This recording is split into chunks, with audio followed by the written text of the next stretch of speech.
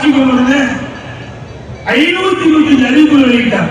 1 2 இல்ல 525 அறிவிப்புகளை வெளியிட்டு மக்களை ஏமாற்றி கவர்ச்சிகரமா பேசி வாக்குகளை பெற்று ஆட்சிக்கு வந்தது.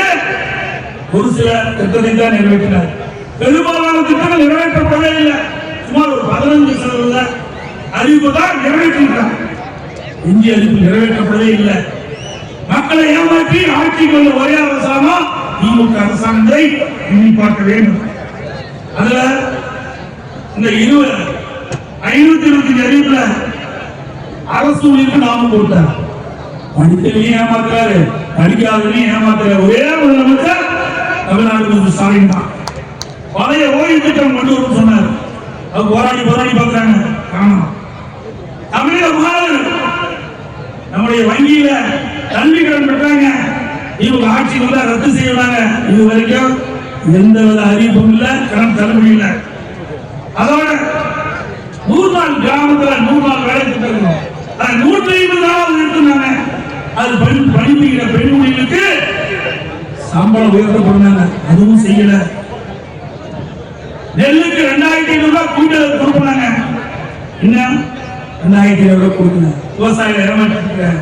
கரும்புக்கு ஒரு டன் வெட்டி டன் கரும்புக்கு ஆதார விலையா 4000 ரூபாய் கொடுக்கிறார். விவசாயிகளுக்கு நாம போட்டான். தேர்தல் நேரத்தில் சிலிண்டருக்கு சமையல் கேஸ் சிலிண்டருக்கு சமையல் எரிவாயு சிலிண்டருக்கு ஒவ்வொரு மாதம் 100 ரூபாய் கொடுப்பாங்க. கொடுக்கல. பெட்ரோல் டீசல் விலை குறைக்கப்படும் சொன்னாங்க. பெட்ரோலுக்கு 3 ரூபாய் கொடுத்தாங்க. டீசல் நீங்க 5 ரூபாய் குறைக்கணும் சொல்லிட்டு 3 ரூபாய் குறைச்சு 2 ரூபாய் குறைக்கல. டீசலுக்கு 4 ரூபாய் குறைக்கணும், இது வரைக்கும் குறைக்கல. பள்ளி கல்வித்துறையில பகுதி நேர ஆசிரியர்களை செய்யல. மின் கட்டணம் ஒவ்வொரு மாசம் கணக்கு சொன்னாங்க. கணக்கு கணக்கு பரவாயில்ல. மின் கட்டணத்தை ஒரே நேரத்தில் 52% உயர்த்திய பெருமை ஸ்டாலின் அரசு தான் சேரும். அதோட ஒவ்வொரு ஆண்டும் 5% மின் கட்டணம் உயர்த்தப்படும் என்று அறிவிப்பு கொடுத்து 3 வருஷமா 5% உயர்த்திட்டு இருக்காங்க. இப்படி பல திட்டங்கள் நிறைவேற்றப்படவே இல்லை. ஆனால் ஸ்டாலின் அண்மையில் பேசுகிற பொழுது திராவிட முன்னேற்ற கழக கட்சியின் சார்பாக அறிவிக்கப்பட்ட 525 அறிவிப்புல 90% அறிவிப்புகள் நிறைவேற்றப்பட்டதாக ஒரு பச்சை பையன் சொல்றார். அத்தனை மக்களை ஏமாற்றின ஒரு மிகப்பெரிய நாடகத்தை திமுக அரங்கேற்றிக் கொண்டிருப்பதை எண்ணி பார்க்க வேண்டும். அதோட இன்னைக்கு விலைவாசி முன்னைய அளவுக்கு உயர்ந்து போச்சு. அண்ணா திமுக ஆட்சியில 40 ரூபாய் கொடுத்தா நல்ல அரிசி வாங்கணும். இப்ப 60 ரூபாய். ஒன்றிய அரிசி வாங்கினா அப்ப 55 ரூபாய் 60 ரூபாய். இப்ப 75 ரூபாய் போச்சு. கடல் விலை ஒடியும் இன்னைக்கு உயர்ந்து போச்சு. பூண்டு விலை உயர்ந்து போச்சு. இன்னைக்கு இப்படி எல்லா வழியும் உயர்ந்து வாங்கும் சக்தி இழந்து இந்த காட்சி தான் இன்னைக்கு திமுக ஆட்சியில் பார்க்கப்படுகிறது. அதோட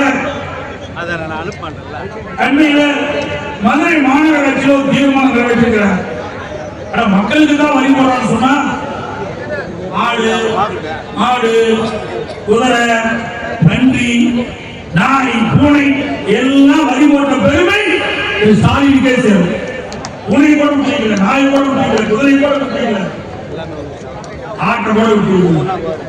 எல்லாவற்றையும் வரி போட்ட ஒரே முதலமைச்சர் தமிழ்நாடு முதலமைச்சர் ஸ்டாலின் தான்.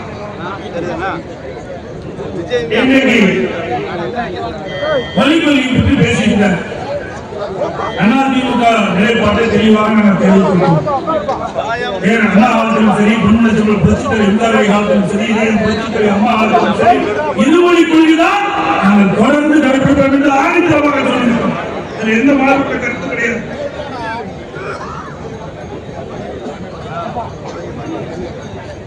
ஸ்டாலின் பேசுறார். எடப்பாடி பழனிசாமி பாரதிய ஜனதா கட்சி கண்டு நடுங்கிக் கொண்டிருந்தார். நாங்க நடுவில்லையா? ஸ்டாலின் எதிர்கட்சியா இருக்கிறது கருப்பு படம்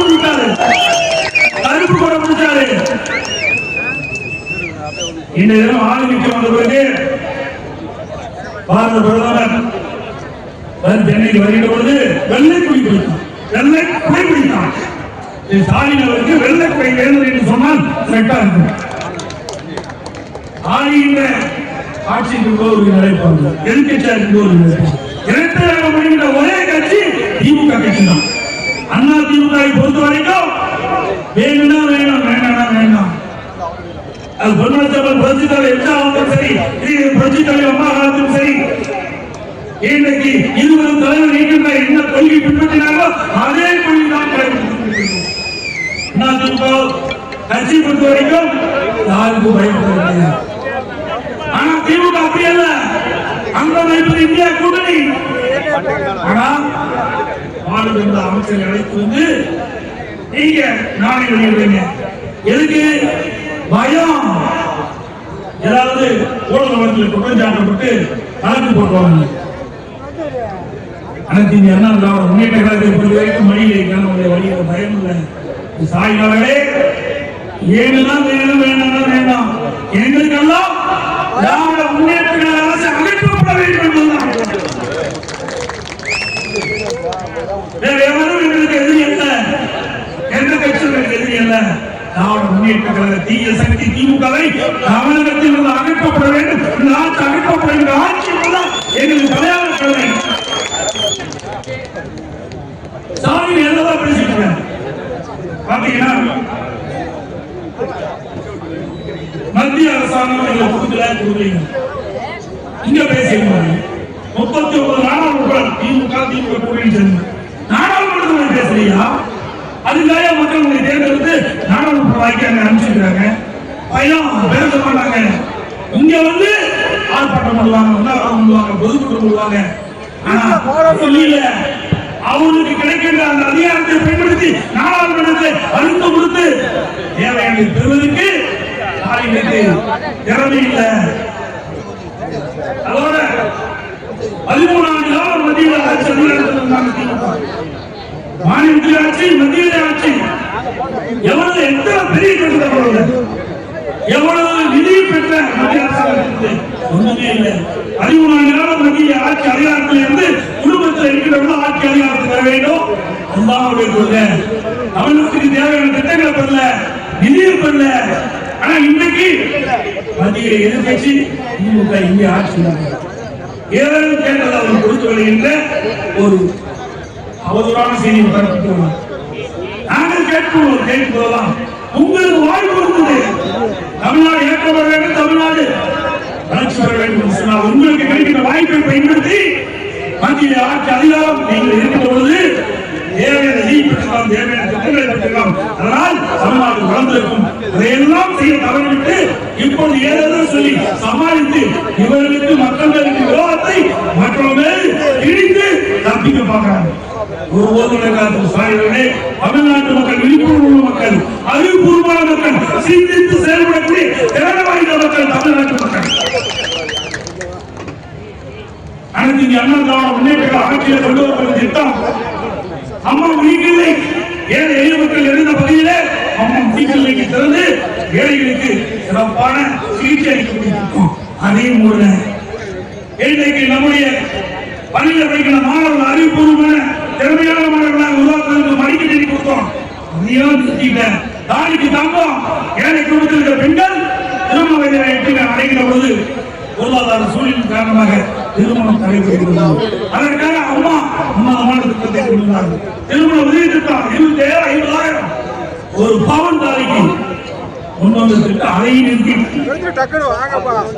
அம்மா இருசக்கர வாகனம் நம்முடைய பெண் பிள்ளைகள் குறித்த நேரத்தில் வேலைக்கு செல்வதற்கு, வேலை முடிந்த பிறகு வீட்டுக்கு போவதற்கு அம்மா இருசக்கர வாகனம் கொடுத்தோம். அதையும் நிறுத்திட்டீங்க. இப்படி பல திட்டத்தை நிறுத்திய பெருமை மாநில அரசு. ஏழைக்கு தாய் எப்பொழுது பார்த்தாலும் நீட் தேர்வு ரத்துகிறார். இதற்காக எடுத்த முயற்சி என்ன? எதுவுமே இல்லை. இவ்வளவு சட்டமன்றத்தில் தெரிவித்தாரு, நீதிமன்றத்தில் வழக்கத்தினால இதெல்லாம் முடியுது. ஆனால் ஆட்சி வருவதற்கு முன்பு சட்டமன்ற பொது தேர்தல் போது உருவா சுற்றி பிரச்சாரத்தின் போது தெரிவித்தார். தெரிவித்தார் ஸ்டாலினும் தெரிவித்தார். திராவிட முன்னேற்ற ஆட்சிக்கு வந்தால் முதல் கையெழுத்து நீட் தேர்வு ரத்து செய்யப்படும் என்று அறிவிப்பு கொடுத்தார். ஆனால் உள்ளோடி போச்சு. உதயநிதி ஸ்டாலின் தெரிவித்தார், நீட் தேர்வை ரத்து செய்வது ரகசியம் என்று சொன்னார். இப்போது ரகசியத்தை வெளியிட்டார், முதலமைச்சர் வெளியிட்டார். நீட் தேர்வு ஒன்றும் செய்ய முடியாது, நீதிமன்றத்தில் வழக்கு இருக்குது அப்படின்னு ஒத்துக்கிட்டார். இதுதான் நீட் தேர்வு ரகசியம். இதோட அரசு பள்ளியில் படிக்கின்ற மாணவ செல்வங்கள் 41% பேர், சுமார் 3,80,000 பேர் அரசு பள்ளியில் படிக்கின்ற மாணவர்கள். அவர்கள் 7 குடும்பத்தை சேர்ந்தது. அப்படி 7 குடும்பத்தை சேர்ந்த மாணவ மாணவி மருத்துவ ஆக வேண்டும், பல் மருத்துவ ஆக வேண்டும். அதற்காக நம்முடைய அரசு சிறப்பான திட்டத்தை கொண்டு வந்தது.